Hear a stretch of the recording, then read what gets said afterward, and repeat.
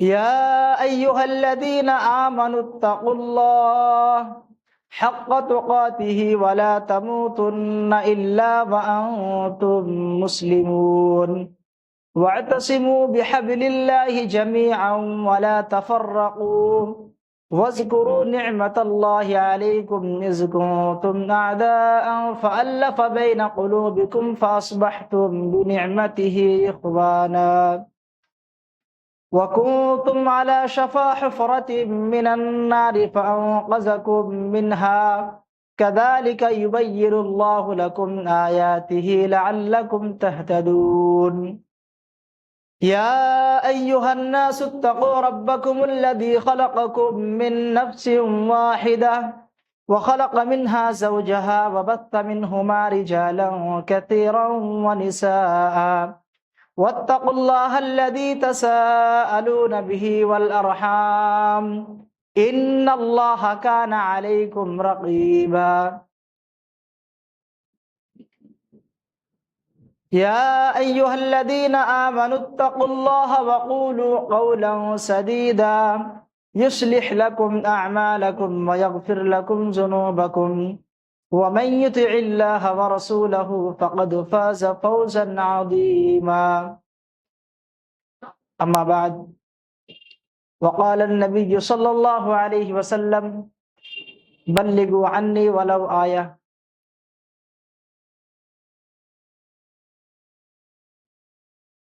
محترم و مکرم معزز حاضرین جمعہ اور عزیز ساتھیوں سامعین،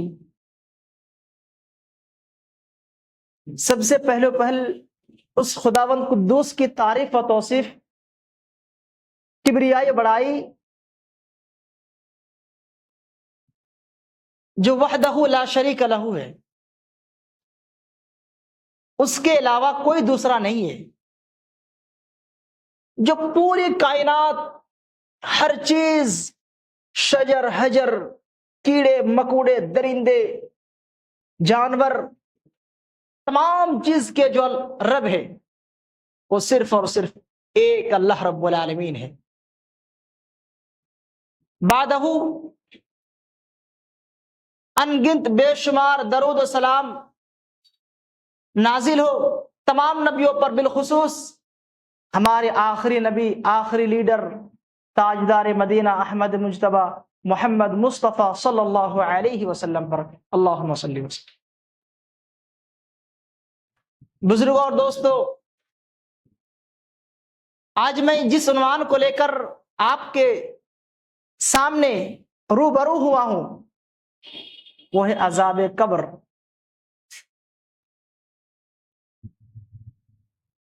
قرآن کی آیت ہے کل نفس ذائقۃ الموت۔ قرآن کے اندر کل نفس ذائقۃ الموت۔ ابھی موت ہے کیا چیز؟ موت کیا چیز ہے آخر؟ موت ایک خطرناک چیز ہے۔ موت ایک ایسا کڑوا جام ہے جس کو کوئی انسان، کوئی چیز پینا پسند نہیں کرتا ہے۔ موت ایک خطرناک اور اٹل حقیقت ہے۔ موت چاہے وہ کوئی ہو، انسان ہو، جانور ہو، چاہے کوئی بھی ہو، موت اس کو آنا ہی آنا ہے۔ کل نفس ذائقۃ الموت، ہر نفس کو، ہر جان کو موت کا مزہ چکھنا ہے۔ ہر نفس کو موت کا مزہ چکھنا ہے۔ اگر کوئی کہہ دے کہ میں ایک قلعہ بنا کر اس کے اندر رہ جاؤں گا چھپ کر کے، موت مجھے دیکھ نہ پائے گا، تو ایسا کبھی بھی ممکن نہیں ہے۔ چاہے وہ نبی ہو، کتب ہو، ولی ہو، ابدال ہو، چاہے بڑے سے بڑے کوئی لوگ ہو جائے، لیکن موت سے کسی کا چھٹکارا نہیں ہے۔ موت کسی کو نہیں چھوڑے گا، چاہے وہ دبے پاؤں آئے گا یا کھلے ہو کر کے آئے گا، لیکن ہر حال میں موت آپ کو آ پکڑے گی۔ کل نفس ذائقۃ الموت، ہر نفس کو موت کا مزہ چکھنا ہے۔ حضرت عثمان غنی رضی اللہ تعالیٰ عنہ کے بارے میں کہا جاتا ہے، عثمان غنی رضی اللہ تعالیٰ عنہ، آپ کو معلوم ہوگا آخرت کی منزلوں میں سب سے پہلی منزل قبر ہے، اور جو قبر کی منزل سے پاس ہو کر کے نکل جائے گا، جو قبر سے نجات پا کر نکل جائے گا، اس کے لیے تمام منزلیں آسان ہو جائیں گے۔ قبر آخرت کی منزلوں میں سب سے پہلی منزل ہے، اور عثمان غنی رضی اللہ تعالیٰ عنہ جب قبر کے پاس سے گزرتے، قبر کے پاس سے جاتے، عثمان غنی رضی اللہ تعالیٰ عنہ جھاڑے مار مار کر روتے، قبر کو دیکھتے روتے۔ آپ کے ساتھی آپ سے پوچھتے، اے عثمان غنی رضی اللہ تعالیٰ عنہ، آپ اللہ کے رسول کے داماد ہیں، آپ تو کاتب وحی ہے، اے عثمان آپ جب قبر کے پاس سے گزرتے ہو، قبر کے پاس سے آپ کا سفر ہوتا ہے، آپ قبر کے پاس سے سواری سے گزرتے ہو، آپ قبر کو دیکھتے ہو، آپ کسی اور جگہ نہیں روتے ہو، لیکن جب آپ قبر کے پاس سے گزرتے ہو، اے عثمان کیا چیز ہے، جب آپ قبر کے پاس سے گزرتے ہو تو آپ جھاڑو مار مار کر روتے ہیں، آپ زاروں قطار روتے ہیں، آپ اتنی زیادہ روتے ہیں کہ آپ کے آنسوؤں سے آپ کی داڑھی مبارک تر ہو جاتے ہیں۔ عثمان رضی اللہ تعالیٰ عنہ کیا فرماتے ہیں، اے لوگوں، میں نے اللہ کے نبی صلی اللہ علیہ وسلم کو فرماتے ہوئے سنا ہے کہ جو قبر کی منزل یہاں سے بچ کر کے نکل گیا، یہاں کے سوال و جواب، اور یہاں سے اگر وہ اس ایگزام میں پاس ہو کر کے نکل جاتا ہے تو تمام ایگزام اس کے آنے والے آسان ہو جائیں گے۔ لیکن اگر کوئی پہلے ہی منزل میں اگر وہ پھنس جاتا ہے، پہلے اگر اس میں پھنس جائے گا تو اور آگے جو منزلیں آئیں گے ان کے لیے وہ دھیرے دھیرے ان کے لیے خطرناک ثابت ہوں گے، بھینکر ان کے لیے ثابت ہو جائیں گے، دھیرے دھیرے جیسے چڑھیں گے ویسے ان کے لیے خطرناک ثابت ہوں گے۔ اللہ کے نبی صلی اللہ علیہ وسلم نے عثمان سے فرمایا، کل نفس ذائقۃ الموت، ہر نفس کو موت کا مزہ چکھنا۔ موسیٰ علیہ السلام کے بارے میں آتا ہے کہ موسیٰ علیہ السلام کے پاس جب ملک الموت آئے ان کی روح کو قبض کرنے کے لیے، اللہ رب العالمین نے ملک الموت کو حکم دیا، جاؤ موسیٰ علیہ السلام کو روح کو قبض کر کے لاؤ۔ موسیٰ علیہ السلام کے پاس آئے، لیکن جب ان کے روح کو نکلنے کی کوشش کی، لے جانے کی کوشش کی، موسیٰ علیہ السلام نے ان کو تھپڑ دیا، ایک تھپڑ مارا اور ان کے آنکھ پھوڑ دیے اور کہا نکل جائے یہاں سے، اور وہ چلے جاتے ہیں۔ پھر دو بار اللہ رب العالمین فرشتے ان کو ملک الموت کو بھیجتے ہیں، کہتے ہیں جا اب چلی جا، اور جانے کے بعد پھر ان سے کہتے ہیں موسیٰ ایک بیل کے اوپر ہاتھ رکھو، اور اس بیل کے اوپر ہاتھ رکھو، اور ہاتھ کے نیچے جتنے بھی بال آئیں گے اتنے سال تم کو مہلت دے دی جائے گی رہنے کے لیے، تمہاری زندگی میں اضافہ کر دیا جائے گا۔ پھر موسیٰ علیہ السلام نے کہا اس کے بعد کیا ہوگا؟ کہا کہ اس کے بعد پھر تمہیں مرنا ہے۔ موسیٰ علیہ السلام نے کہا اے اللہ اگر مجھے اتنا دن سینے کے بعد پھر اگر مرنا ہی ہے، اے اللہ مجھے ابھی لے لے، میں ابھی جانے کے لیے تیار ہوں، اے اللہ ابھی میں روح کو نکال لے، میں ابھی جانے کے لیے تیار ہوں۔ یہ ہے موسیٰ علیہ السلام، انبیاء کو بھی آئے ہوں، کوئی چیز نہیں بچ سکتی، موت سے کسی کو چھٹکارا نہیں ہے، موت سے کسی کی رشتگاری نہیں ہے۔ ایک انسان چاہے بڑا سے بڑا مالدار ہو جائے، وہ اپنے گھروں کے اندر رہتا ہے، وہ آپ کے علاقے کے چاہے وہ ودھایک ہو یا پھر بڑے بڑے لیڈر ہو یا پھر نیتا ہو، کوئی بھی ہو،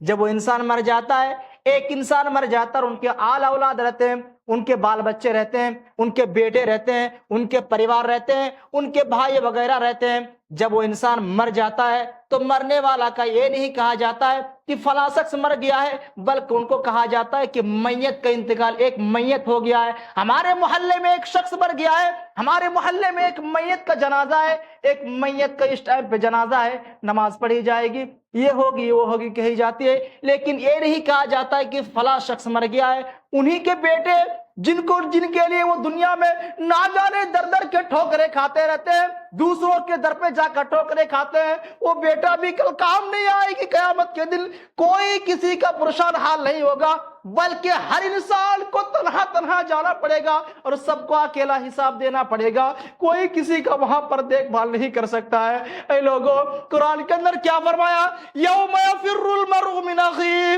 وامہ وابیہ وصاحبتہ وبنیہ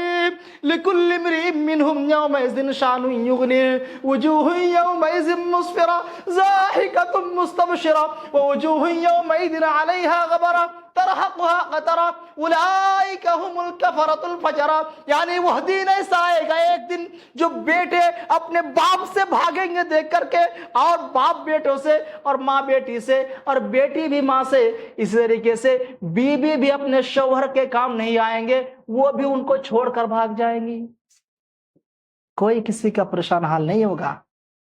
یہ چیز ہے جب قیامت قائم ہوگی، اور جب اس انسان کو کفنایا جاتا ہے، کفن کرنے کے بعد اس کو قبر میں لے جا کر 4 لوگ ان کو لے جا کر رکھ دیتے ہیں قبر میں۔ کچھ حقیقت نہیں ہے مسلمانوں،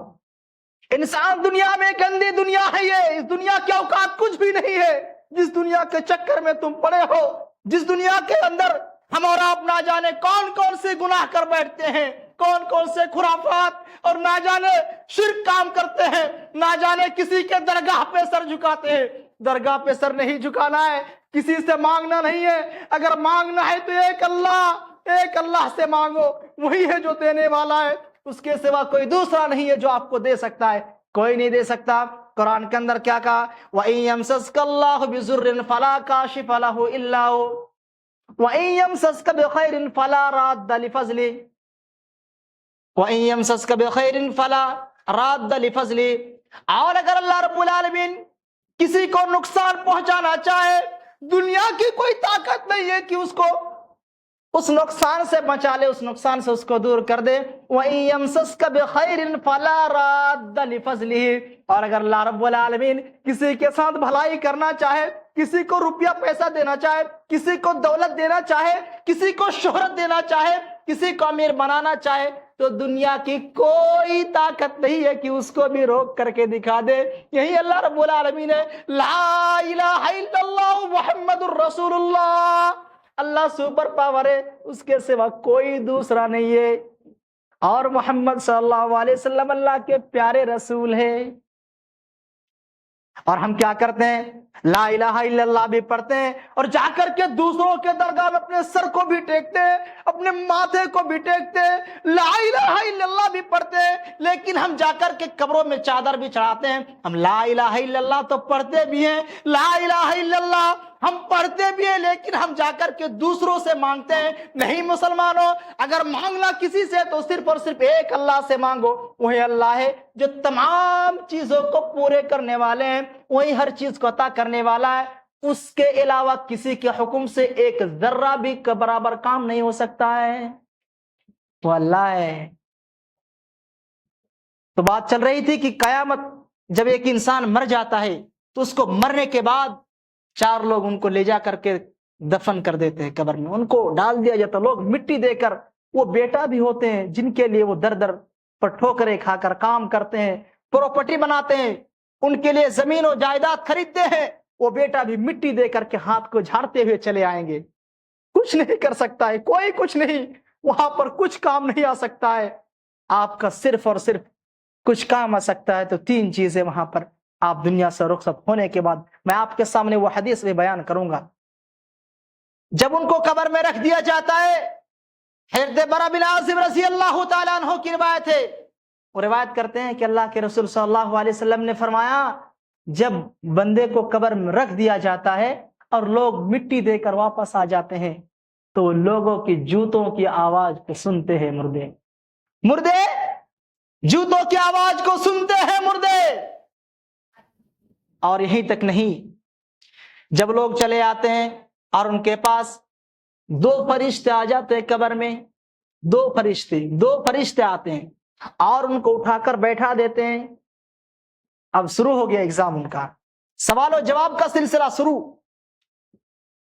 ان سے پہلا سوال کرتا ہے، من رب کا، تمہارا رب کون ہے؟ من رب کا، تمہارا رب کون ہے؟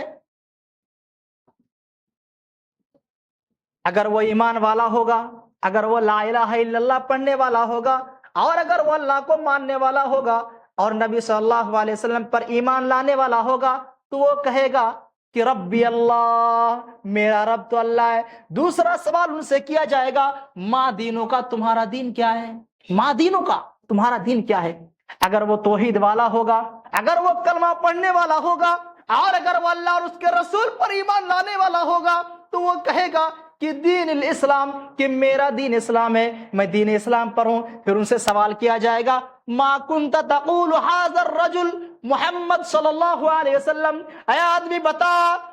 اس شخص کے بارے میں، محمد صلی اللہ علیہ وسلم کے بارے میں تمہارا کیا خیال ہے؟ اگر وہ توحید والا ہوگا، اگر وہ لا الہ الا اللہ پڑھنے والا ہوگا، اگر وہ اللہ اور اس کے رسول پر ایمان لانے والا ہوگا، تو وہ کہے گا کہ آخری نبی ہے جناب محمد الرسول اللہ صلی اللہ علیہ وسلم ہے۔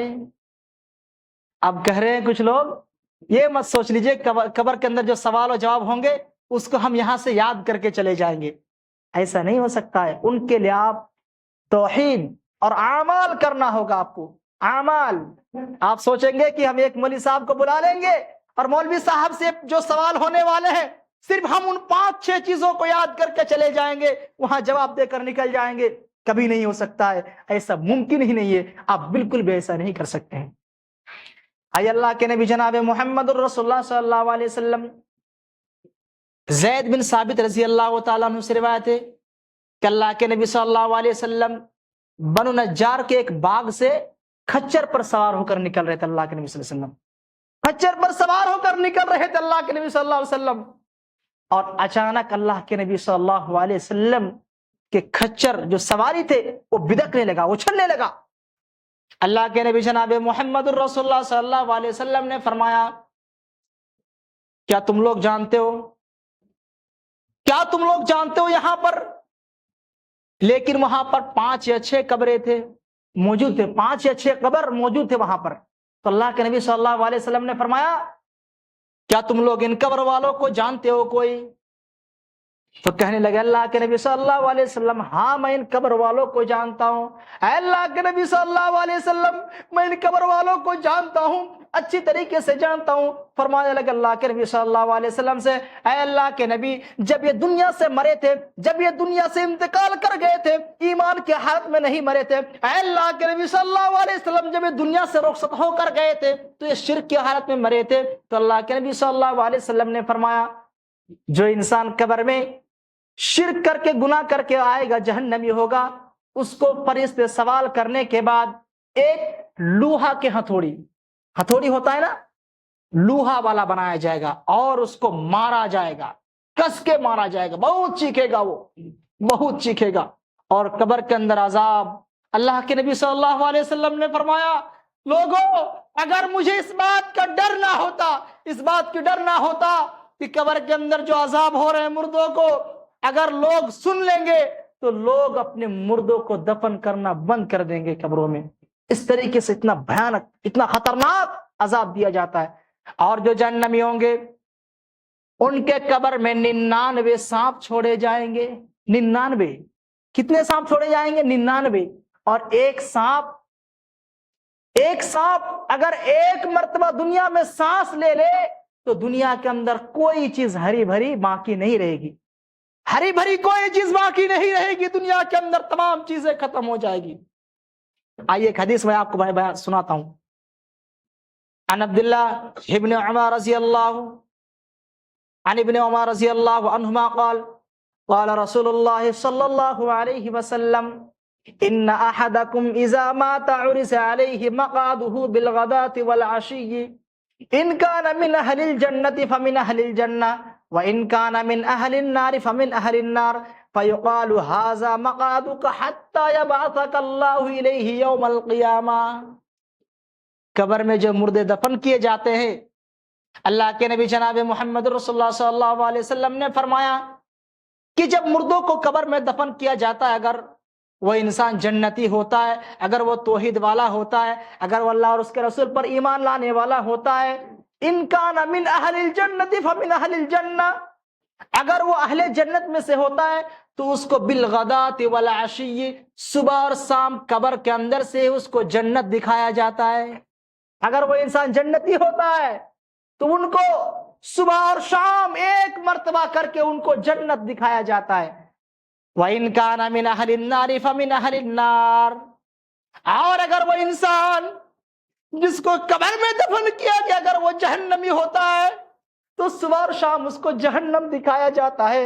صبح اور شام اس کو جہنم دکھایا جاتا ہے۔ جہنم اتنا خطرناک ہے، اتنا خطرناک جہنم ان کو دکھایا جاتا ہے، نہ ان کو پینے کے لیے وہاں پر کوئی ٹھنڈا پانی ملے گا، اور نہ وہاں پر کوئی ان کو مشروب، اور نہ کھانا اور نہ پینا، کچھ بھی وہاں ان کو نہیں ملے گا میرے بھائیوں۔ اس لیے جب تک ہم دنیا میں موجود ہیں، ہمیں چاہیے کہ ہم اچھے سے چامال کرے، اچھے سے چامال کر کے دنیا سے رخصت ہو جائے، اور جب ہم مرے تو ہم اچھے حالات میں وہاں جا کر کے ہمیں جنت مل جائے، اچھی طریقے سے ہم وہاں قبر کے اندر سوال و جواب دے سکے، تاکہ ہم کو جنت دکھایا جائے، جہنم نہ دکھایا جائے۔ یہ معاملہ ہے قبر کا۔ آئیے ابو ہریرہ رضی اللہ تعالیٰ عنہ بیان فرماتے ہیں، ابو ہریرہ فرماتے ہیں کہ اللہ کے نبی جناب محمد الرسول اللہ صلی اللہ علیہ وسلم کے ساتھ ایک مرتبہ ہم ایک سفر میں تھے، اللہ کے رسول کے ساتھ ایک مرتبہ ہم ایک سفر کے دوران اللہ کے رسول کے ساتھ ہم سفر کر رہے تھے، اور اللہ کے نبی جناب محمد الرسول اللہ صلی اللہ علیہ وسلم کا چہرہ اچانک بدل گیا، اللہ کے نبی صلی اللہ علیہ وسلم کے تیور بدل گئے، اللہ کے نبی جناب محمد الرسول اللہ صلی اللہ علیہ وسلم کے آستین بھی کانپنے لگے، اللہ کے نبی صلی اللہ علیہ وسلم کے آستین بھی ہٹنے لگے، ادھر ہونے لگے۔ تو آپ نے فرمایا، ابو ہریرہ فرمانے لگے، اے اللہ کے نبی صلی اللہ علیہ وسلم کیا معاملہ ہوا، آپ ایسا کیوں کرنے لگے؟ تو اللہ کے نبی جناب محمد الرسول اللہ صلی اللہ علیہ وسلم نے کیا فرمایا، اے ابو ہریرہ، اے ابو ہریرہ تم کو معلوم نہیں ہے، ما تسمعون ما اسمعو، جو میں سنتا ہوں وہ تم نہیں سنتے ہو۔ وہاں پر دو قبریں موجود تھی، وہاں پر دو قبریں موجود تھی، کیا کہا، اے ابو ہریرہ ما تسمعون ما اسمعو، جو میں سنتا ہوں وہ تم نہیں سنتے ہو۔ فرمایا، اے اللہ کے نبی آپ کیا سنتے ہیں؟ اللہ کے نبی ہمیں بتا دیجئے۔ اللہ کے نبی جناب محمد الرسول اللہ صلی اللہ علیہ وسلم فرمانے لگے کہ یہاں ہذان رجلان یعذبان فی قبورہما عذابا شدیدا فی ذنب ہین۔ اے ابو ہریرہ یہاں پر دو قبر موجود ہے، دو شخص کی قبر موجود ہے۔ اے ابو ہریرہ یہاں پر دو قبر موجود ہے، دو قبر والوں کو کسی بڑے گناہ کی وجہ سے ان کو عذاب نہیں دیا جا رہا ہے۔ اے ابو ہریرہ ان میں سے ایک کو صرف اس وجہ سے عذاب دیا جا رہا ہے کہ وہ پیشاب کے چھینٹے سے نہیں بچا کرتا تھا،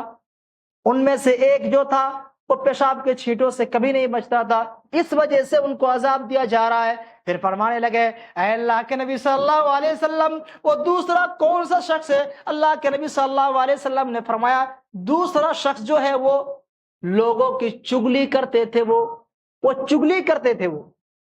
اس وجہ سے۔ پھر آپ نے فرمایا، اے ابو ہریرہ دو کھجور کی ٹہنیاں لے کر آؤ، دو کھجور کی شاخیں لے کر آؤ۔ پھر اللہ کے نبی صلی اللہ علیہ وسلم کے پاس دو کھجور کی شاخیں لائے گئے، اور اللہ کے نبی صلی اللہ علیہ وسلم نے ایک ایک کر کے دونوں قبروں میں گاڑ دیا۔ پھر فرمایا اللہ کے نبی صلی اللہ علیہ وسلم، اس کو گاڑنے سے کیا ہوگا؟ فرمایا کہ جب تک یہ ٹہنی ہری بھری رہے گی تب تک ان قبر والوں کے عذاب کو کمی ہوتی رہے گی، ان کے عذاب میں۔ قبر کے اندر بہت ہی خطرناک منظر ہے میرے بھائیوں، اور ابھی قبر سے نکلیں گے جنت اور جہنم کا سیر کریں گے، آپ کو جہنم میں ڈالا جائے گا۔ اگر آپ جہنمی ہوں گے، نہ آپ کا مال کام آئے گا، نہ آپ کا دولت، کوئی چیز کام نہیں آنے والا ہے۔ آپ کی پراپرٹی ادھر یہیں پر پڑی رہ جائے گی، آپ کے دولت پڑے رہ جائیں گے، لیکن کچھ نہیں لے جانے والے، صرف اور صرف آپ کو ایک سادہ سا کفن میں، آپ باٹا اور لکھانی کے چپل پہننے والے ہیں، آپ اپنے جسم پر برانڈیڈ کپڑے پہننے والے ہیں، لیکن وہ برانڈیڈ کپڑے آپ کے اتار دیے جائیں گے، آپ کے باٹا اور لکھانی کے جوتے اتار دیے جائیں گے، صرف اور صرف آپ کو سفید کپڑے میں آپ کو باندھ کر کے قبر کے اندر ڈال دیا جائے گا۔ یہ حال ہے مسلمانوں قبر کا، کچھ بھی حقیقت نہیں ہے۔ تم سوچو ذرا، اس دنیا کے اوقات کچھ بھی نہیں ہے۔ اگر ہم کو اللہ رب العالمین نے ہمیں اور آپ کو اس دنیا میں بھیجا ہے تو ایک مقصد کے تحت بھیجا ہے، ہم اللہ رب العالمین کے لیے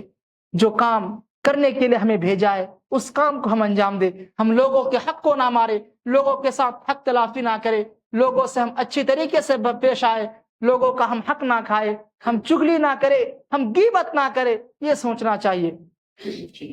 آپ یہ سوچیں گے ہمارے پاس مال ہے تو ہم بچ جائیں گے، آپ کی مال کام نہیں وہاں پر آئے گا۔ اللہ رب العالمین فرشتوں سے کہے گا اس کو جہنم رسید کر دو، اس کو جہنم میں ڈھکیل دو، جہنم میں لے کر جاؤ اسے اور جہنم میں ڈال دو ان کو۔ اور جہنم میں ڈالنے کے بعد کہا جائے گا خذوہ فغلوہ ثم الجحیم صلوہ ثم فی سلسلۃ ذرعها 70 ذراعا فاسلکوہ انہ کان لا یؤمن باللہ العظیم۔ اے فرشتوں اس کو پکڑ لو، ثم الجحیم صلو ثم فی سلسلۃ ذرعها 70 ذراعا فاسلکوہ، پھر اس کو 70 گز لمبی زنجیر سے ان کو جکڑ دو، اچھی طریقے سے باندھ دو۔ ثم فی سلسلۃ ذرعها 70 ذراعا فاسلکوہ انہ کان لا یؤمن باللہ العظیم۔ اس انسان کا گناہ صرف یہ تھا کہ وہ اللہ رب العالمین پر ایمان نہیں لایا، وہ اللہ رب العالمین پر ایمان نہیں رکھتا تھا، اس وجہ سے اس کو نہ جانے کون کون سی سزا دی جائیں گے، 70 گز لمبی زنجیر سے بھی ان کو باندھا جائے گا۔ آخر میں الہ العالمین سے دعا ہے کہ اللہ رب العالمین ہم تمام مسلمانوں کو عذاب قبر سے تو بچائے رکھنا۔ الہ العالمین ہم سب کو جنت الفردوس میں جگہ نصیب عطا فرمانا۔ الہ العالمین ہم سب جب دنیا سے رخصت ہو تو اللہ ایمان کی حالت میں، اے اللہ ہم جب تک دنیا میں رہے ایمان کی حالت میں، اور جب خاتمہ ہو تو ایمان کی حالت میں، اے اللہ ہم میں سے جو بھی بیماری اور پریشانی کی حالت میں مبتلا ہے اللہ ان کی بیماری پریشانیوں کو دور کر دے، آمین۔ تقبل اللہ یا رب العالمین۔